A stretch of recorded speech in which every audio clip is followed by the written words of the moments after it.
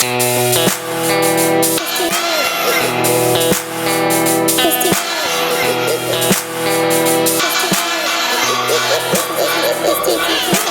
is good as it get. I'm on that Brooklyn bullshit.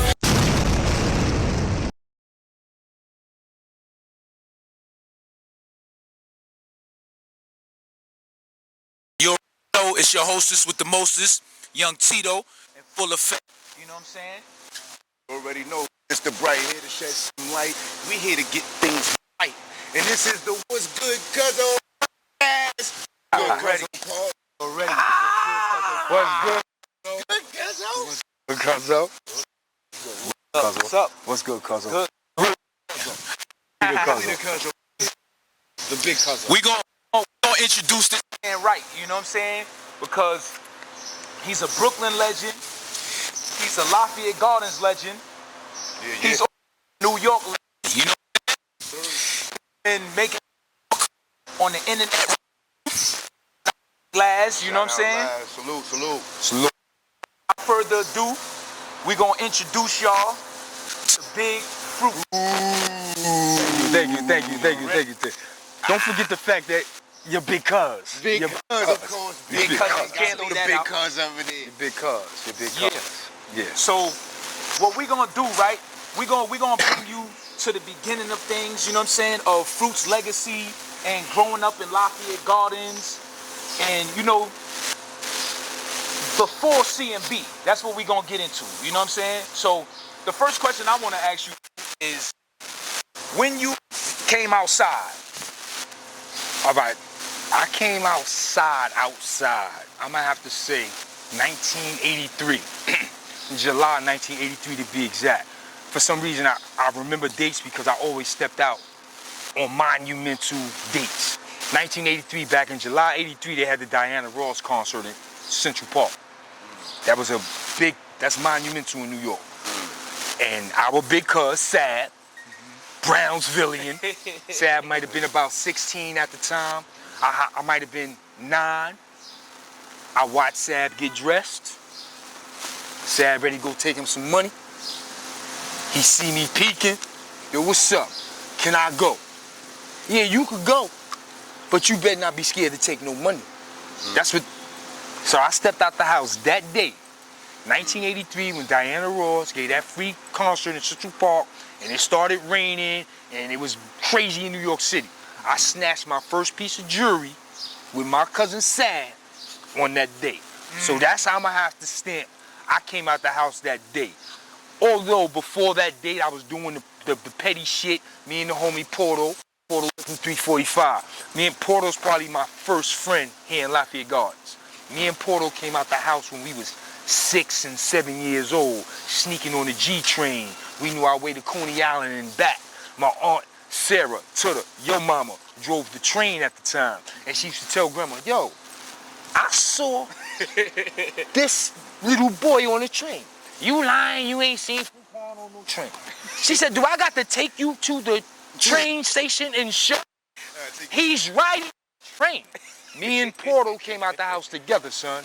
He's my first friend here in Lafayette Gardens that I ran the streets with. Me and Porto might have been 6 or 7 years old, sneaking on trains, in and out of abandoned buildings, holding the door for each other while we steal from this grocery store right here, the Bullwinkle ice creams. He hold the door, I steal mine. I hold the door, he steal his. But that's neighborhood shit. The streets, 83, Diana Ross concert with my big cousin Sad. That's when I came out the house. No doubt. I want to reverse it real quick. I don't want to get too far ahead of the people. I want y'all to stay with us, right? What was Big Fruit like as a kid? I want you to paint that scene, because everybody, I know, As a kid, I know wow. your reputation precedes you, brother. So I know everybody wants to talk about that, but I want to paint the picture of the kids, Okay. the child. Okay, Basically the child. taking the Yes, sir. The Yes, child, sir. the Let's get child. All right. First and foremost,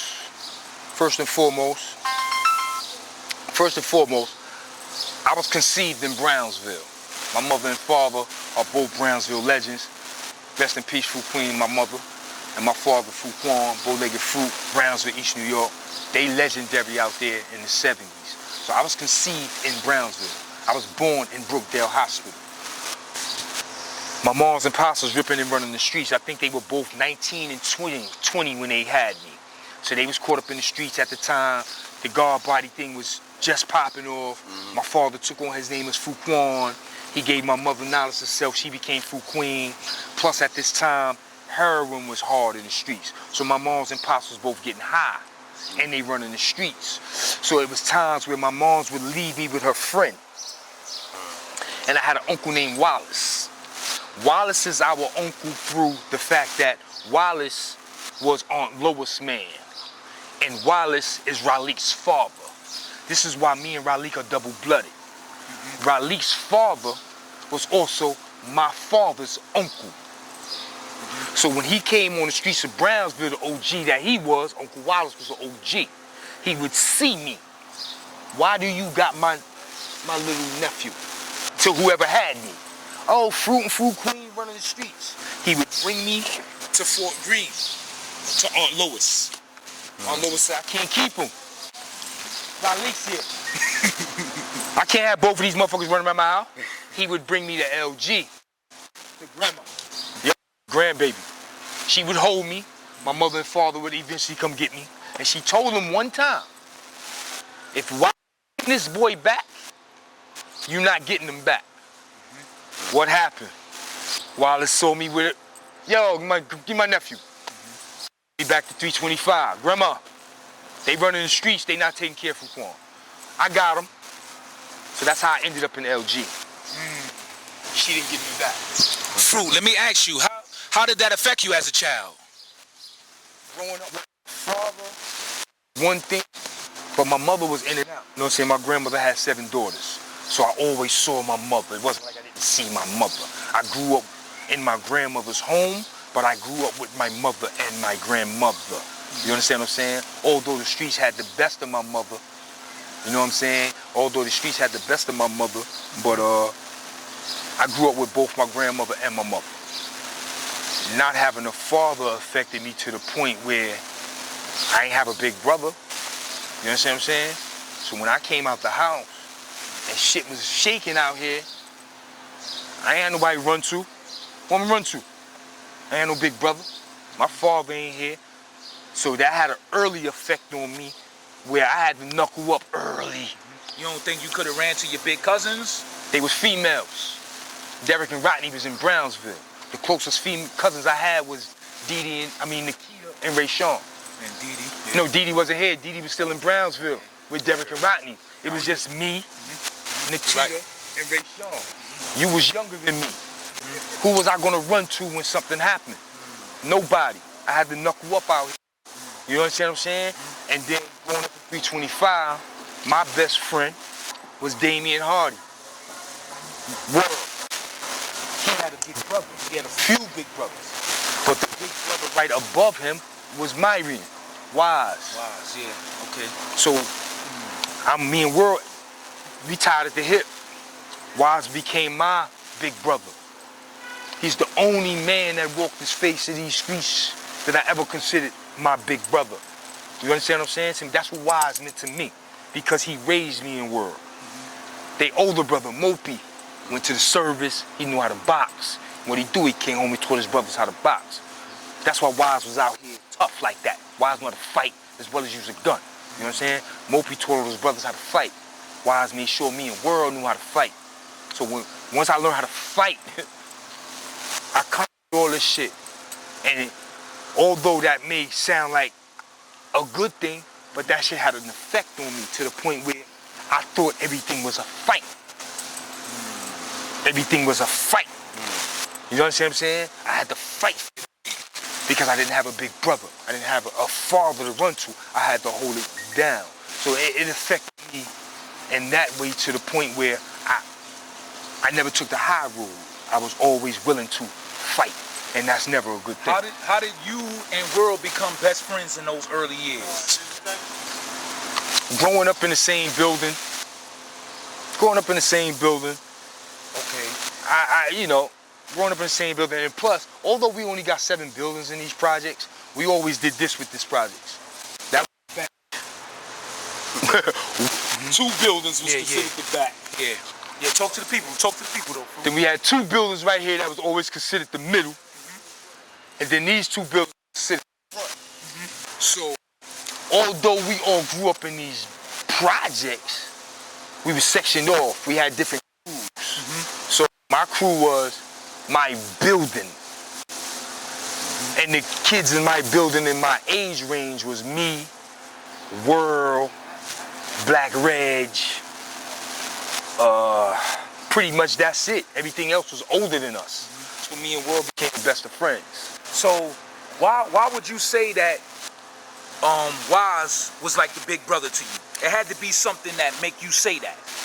Because, yeah, because growing up, me and World being the best of friends and him being brother, he couldn't have a finger on World without acknowledging me. You understand what I'm saying to you? He couldn't have a finger on World without acknowledging me. You know what I'm saying? So he took, I honor that because I honor him. He didn't have to do that. He did because he wanted to. Yo, Fruit, stand up. So he had love for you. I'm with his brother every day. If Fruit get in trouble, World gonna get in trouble. This little nigga Fruit out of trouble.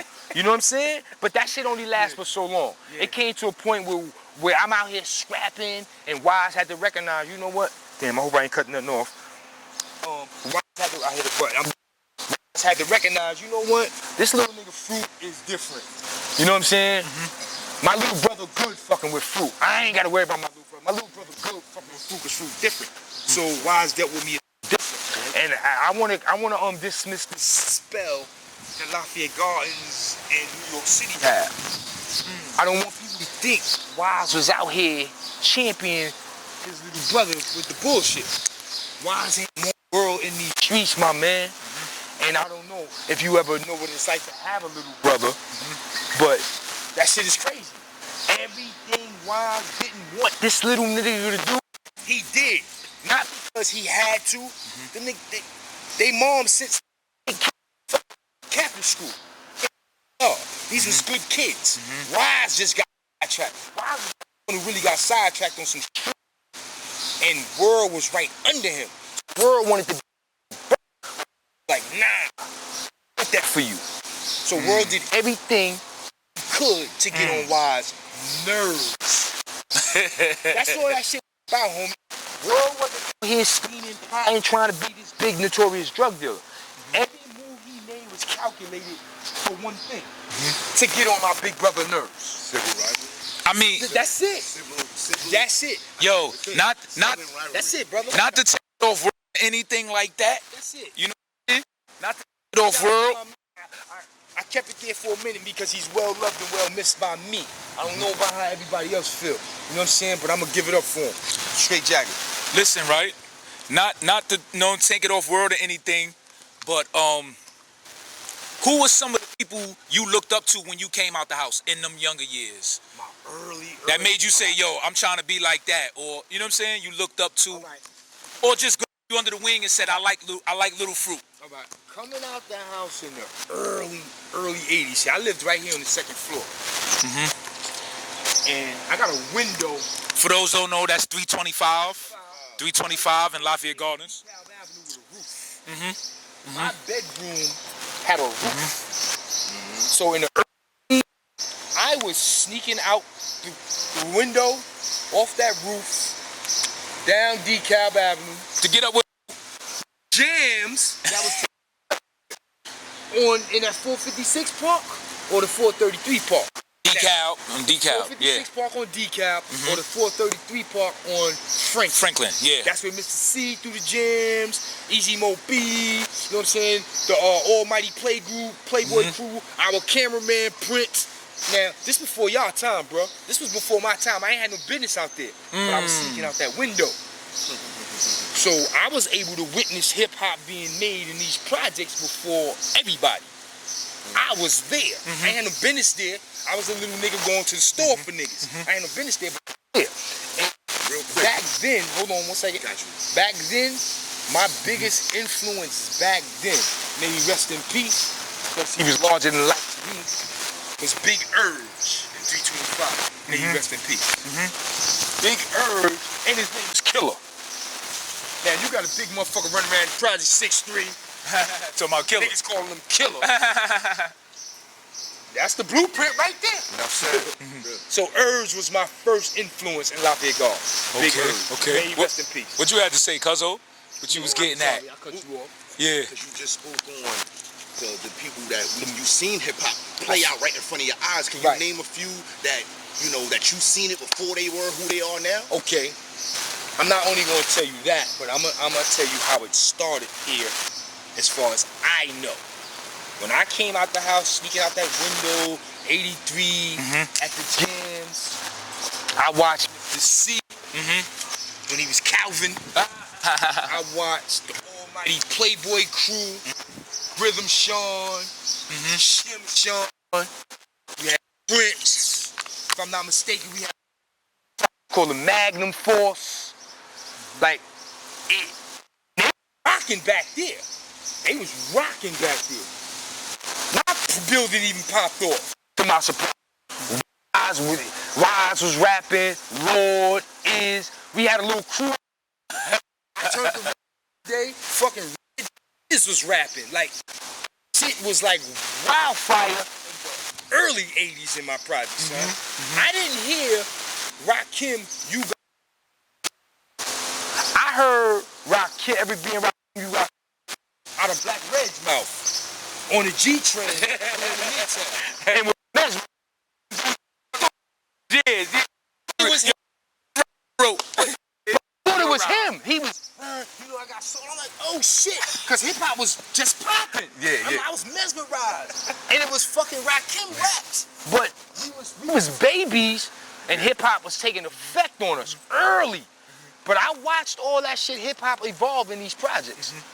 Straight Jacket, and like the Easy Mo B and the Riff crew, like I watched them before the record deal and the big hit with Miles Davis and the Tupac hits by Easy Mo B and the Biggie album. Like I remember when they was just out here trying to just have fun. Let me ask you something, Fruit. While that was going on, right, in the musical tip, what was going on the street level in LG? Yeah, them old school dudes that were, you know, a little I'm gonna be honest with you. Early 80s, like the era that was going on. Like 83 to 85, the streets, I'm gonna have to be honest with you and say, it wasn't a I was observing shit, I wasn't involved. 83 to like 80, I'm gonna say 85, 86. What they was doing out here was a lot of, Brooklyn was in Lower Manhattan. And it was a lot of jostling, which is pickpocketing. You mean Brooklyn dudes was going to Manhattan? Brooklyn was in Lower Manhattan. The men and the women. I ain't say Brooklyn dudes. Brooklyn was in there. The men and the women. We were in Lower Manhattan. This is when the jostling and pickpocketing was big, as well as the boosting. So from 83 to 85, it was considered jostling and boosting, and I wasn't involved with none of that shit, but I knew what was going on around me, because my mother and father from the streets, plus all these motherfuckers that that shit. That's what it was. Now, you talk about 86, 87, 88, the pickpocketing changed to digging pockets.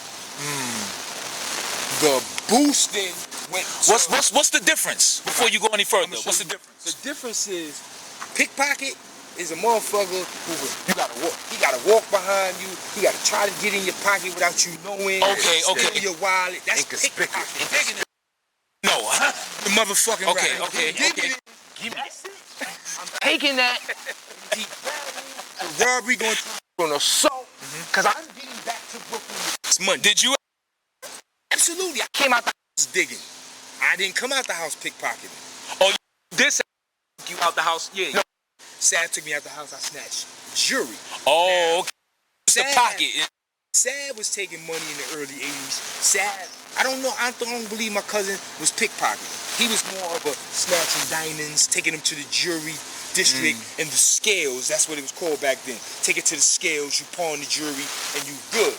That's Like what Biggie said, snatch that light shit. I'm scaling it. That's what Sav and them did in the early 80s. Brownsville niggas. Sav brought that Pickens Avenue shit to LG and took me to Central Park. Can I ask you something before you go any further?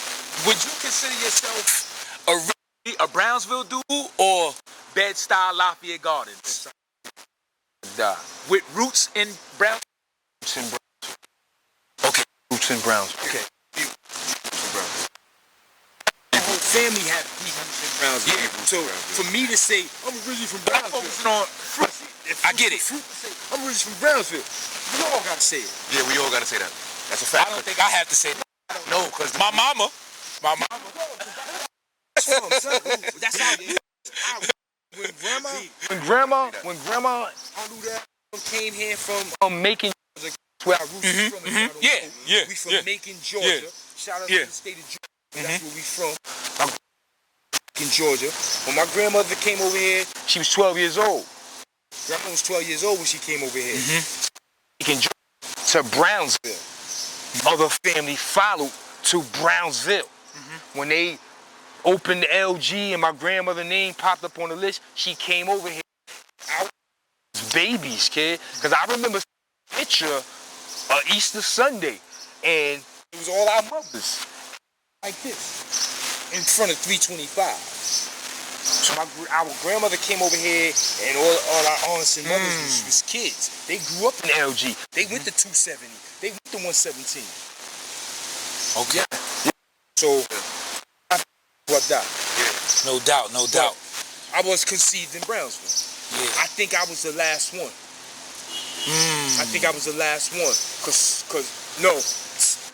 Where was Tamika conceived? I think Tamika was conceived in Bed-Stuy. Star was conceived in Coney Island. Your sisters. I was the last one. Your little sisters. Out of all of the grandkids, I was the last one conceived in Brownsville. Okay. That was the last one. Being that we was talking about snatching pockets and everything, right? I know there's a guy, Mitchell Rose, 345. who's definitely, Rest in peace, Big Un. rest in peace, Big Un, who's definitely a legend in snatching pockets in LG and stuff like that, and brought a lot of guys out the house. So, how was he influential on you in that game when you was running around and hitting the pocket? All right. Now, this is how it goes. And he's also the man that knocked out Butterbean. We'll get into all that other stuff. And he also the motherfucker that suckered Mike into a lawsuit too. We ain't gonna leave that out. Big Un did that we bullshit. might touch on that a little bit. Big Un did that bullshit to Mike Tyson. Sued Mike Tyson. He suckered Mike into a fight. Shout out Mike Tyson. Shout out Mike. Yeah. He suckered Mike. Shout out into Mike. a street fight, and he sued Mike for some money. That's the homie Big Un. Yo, If you slipping I around love Big that Un, story. He gonna get you for I love that story. He will. It's the two Big Un hustler. And Mike Tyson got. He will. Yeah, he got. How Shout was out he to Big Un. influential on you in that game? All right. Now, In the hood, period. In the hood, period. all right.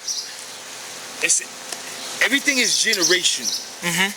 The generation right before me that I paid the most attention, although I paid attention to the generations before me, the Big Urge, the Prince, the Butchie Petway. These niggas is gangsters in LG, I'm telling you about, son. So if y'all don't know, do your history. Butchie Petway, Fleetwood Mac.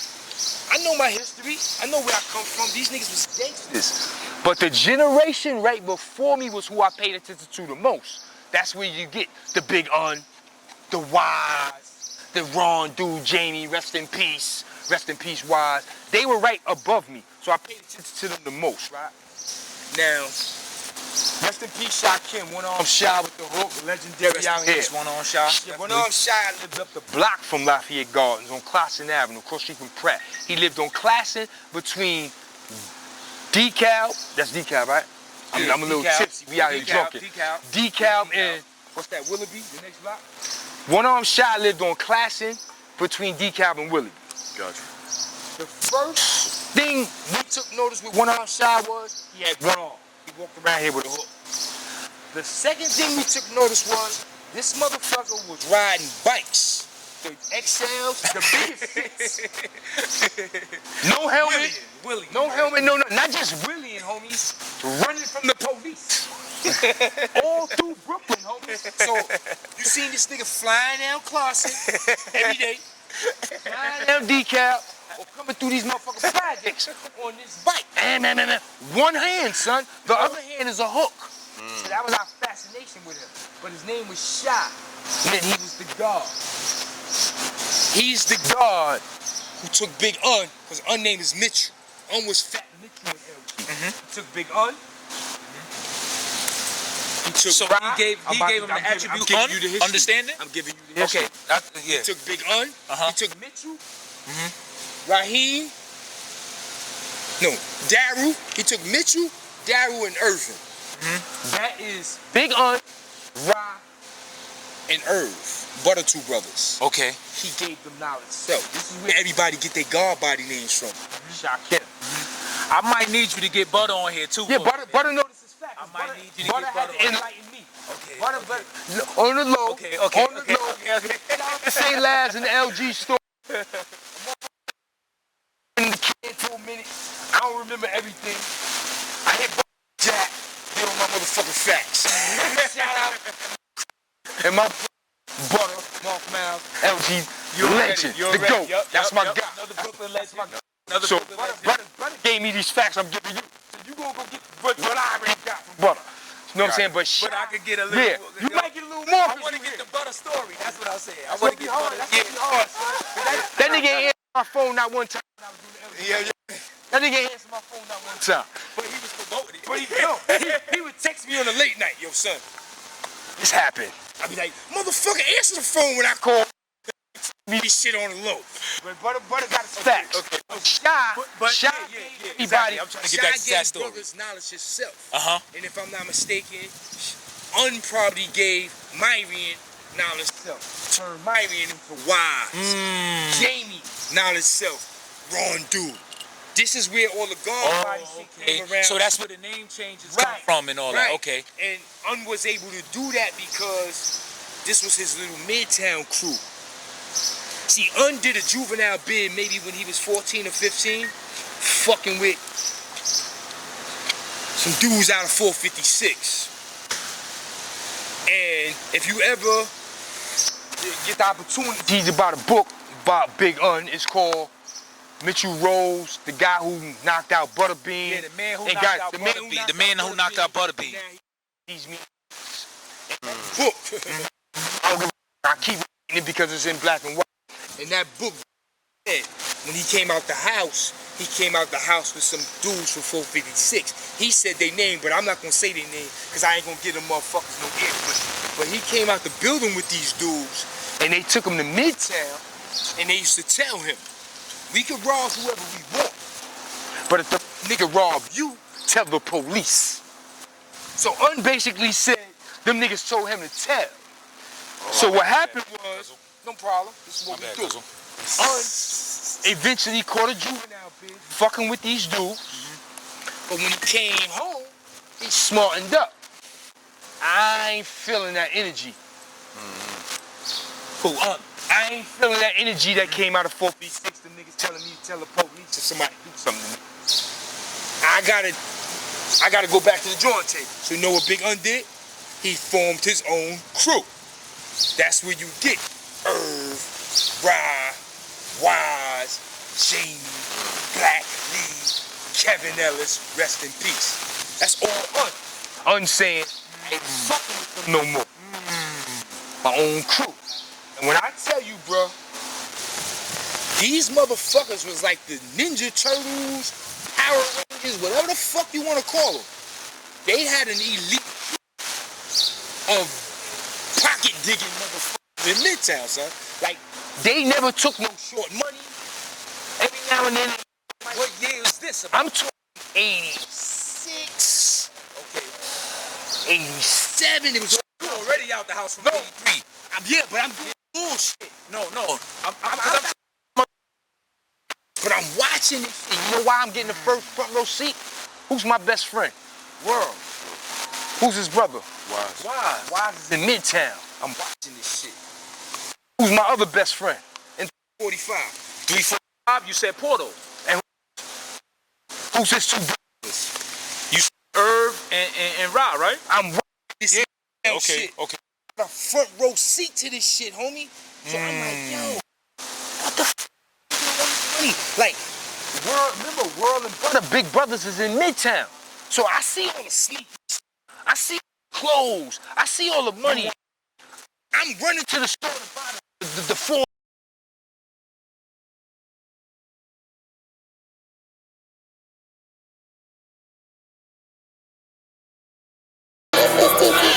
This is good as it get. I'm on that Brooklyn bullshit.